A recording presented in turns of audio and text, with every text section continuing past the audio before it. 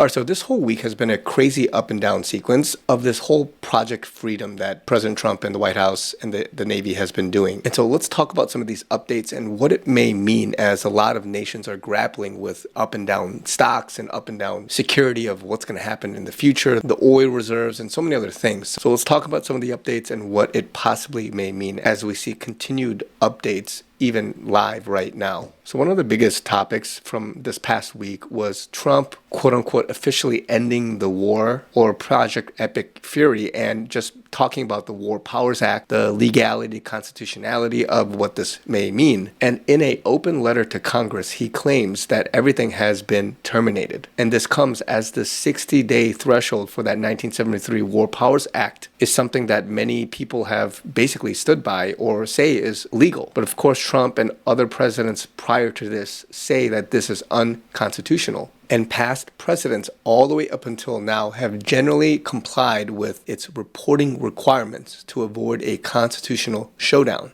And even Marco Rubio recently said this about that. The War Powers Act is unconstitutional, 100%. Now, this is not the position of me, not the position of the President of the United States now. This is the position of every single president that has occupied this position since the day that law passed. It's completely unconstitutional. Now, we comply with it in terms of like notification because we want to preserve good relations with Congress, right? And we do that. But even as a senator, I would say that the War Powers Act is 100% unconstitutional. And so however you want to look at that, formally, it in some sense has concluded. Trump and many others have announced the halting of certain targets and operations in the hopes of a resolution and a peace agreement. And this is what Chris Collins had to say. This is a savvy legal move by Trump. May 1st, War Powers Letter formally ends hostilities, preserves force posture, asserts Article 2 constitutional authority. May 3rd, Project Freedom announced as a humanitarian operation, not military. And then Monday, U.S. Navy escorts neutral commercial ships through Hormuz under freedom of navigation rights. If Iran fires on it, that is Iran starting a new conflict. Trump is responding defensively, not offensively, not attacking. No new war powers clock starts because the U.S. did not initiate hostilities. Iran did. I'm not going to read this whole thing, but this was the official post from Monday or Sunday night, depending on where you're from, where he announced that this would start. He mentions that countries all over the world, they had ships locked in the Strait of Hormuz, that they were innocent, neutral bystanders, and that the U.S., including the full might of their military, are going to help these ships get out of the strait, and specifically mentioning humanitarian gesture. And again, this was done on the 3rd of May, which was Sunday U.S. time. And then as that was happening, the very next day, he mentions that Iran has taken shots at unrelated nations with respect to the ship movement, Project Freedom, including a South Korean cargo ship. And this is where there had been a lot of uproar about fast movers and small boats that were attacked, where I believe Pete Hegseth and the Joint Chiefs Dan Kane had come out at a Pentagon press conference talking about and defending their actions from a defensive posture. And the latest breaking news, this is as of the 5th evening U.S. time, was that at the request of Pakistan and other countries, the tremendous military success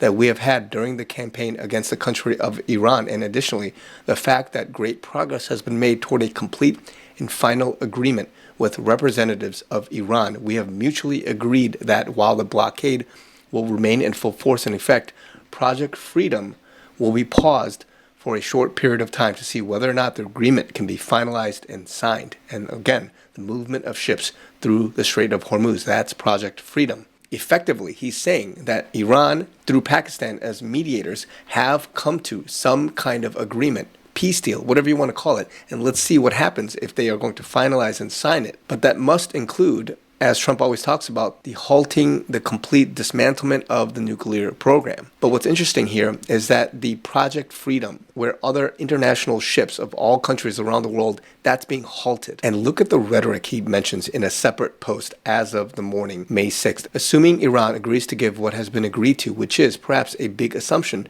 the already legendary Epic Fury will be at an end, and the highly effective blockade will allow the Hormuz Strait to be open to all, including Iran. If they don't agree, the bombing starts, and it will be, sadly, at a much higher level and intensity than it was before. Now, again, these are strong words because he's, again, wanting peace. He's wanting this conflict to stop with Iran, with this ironclad sort of strong position with no help, again, from NATO and other nations. But it seems like there's a lot of strategy here because, again, he's already called out other nations. He's already wanted people to step up. And I think he's bringing this to the attention of other people as it strains the economies of global nations. Iran is already at this breaking point. Oil refineries are full to the brim and they have to basically burn oil to continue going and allow not their pipe infrastructure to be busted. And you're seeing many other nations coming out, being exposed, and their true self, their true character is coming out. And this is what Chris Collins had to say. The U.S. is taking Hormuz to the UN Security Council. And again, that is being confirmed by a statement from the Secretary of State, Marco Rubio. The U.S. proposes a UN Security Council resolution to defend freedom of navigation and secure the Strait of Hormuz. And he says the U.S. is now forcing every Security Council member to vote publicly on freedom of navigation in Hormuz. Not just China and Russia.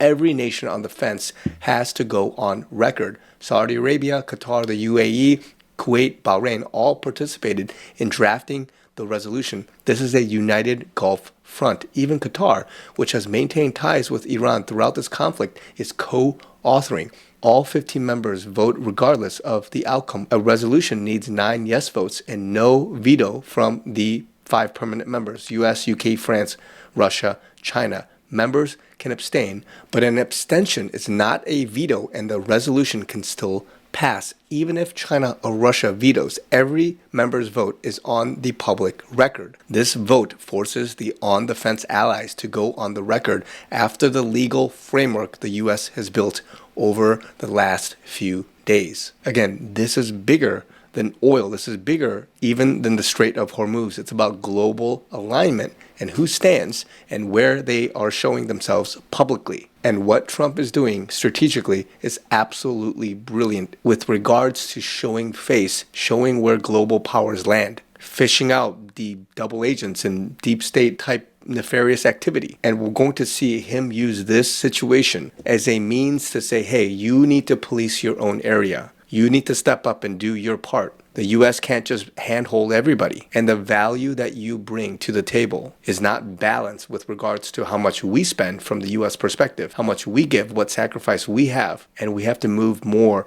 towards localization, not globalization. So again, very interesting what's transpiring. Everything is just changing by the minute. More updates to come as I see fit. But let me know what you guys think in the comments down below. And also, if you guys want to continue to support me, you guys know I am listener supported, so would love it if you guys could pray for me. And also, if you are led financially to help me out, would love that. All the information is down below. GiveSendGo.com/chrisyoonyt in the description. Also have PayPal, Zelle, Venmo. Love you guys. Talk to you guys very soon.